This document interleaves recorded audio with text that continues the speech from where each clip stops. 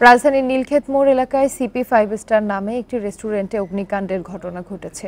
রোববার দিবাগত রাত 1:05 দিকে আগুনের সূত্রপাত হয়। পরে পলাশী ফায়ার স্টেশনের 2টি ইউনিট স্বল্প সময়ে আগুন নিয়ন্ত্রণে আনে। প্রত্যক্ষদর্শীরা জানান, গভীর রাতে হঠাৎ করেই নীলক্ষেত মোড়ের সিপি 5 স্টার নামের একটি রেস্টুরেন্টে কালো ধোঁয়া দেখা যায়।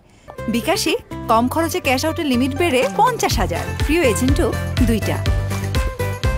পরে নিরাপত্তা কর্মীরা সাথে সাথে ফায়ার সার্ভিসে খবর দেয়।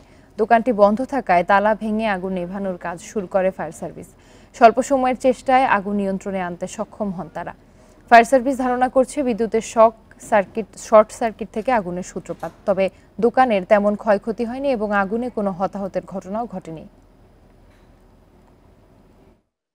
আগুন দেখি নাই, ধোঁয়া উঠতেছে, তো তাড়াতাড়ি লাভ দিয়েছে, ফায়ার সার্ভিস দেখেছি চলে আইছে। ফ্যানের সুইচগুলোর বক্সটা ওই বক্সগুলো পুড়ে গেছে আর লাইনগুলো পুড়ে গেছে, এমনি নিচে কোনো ক্ষতি টতি হয়নি।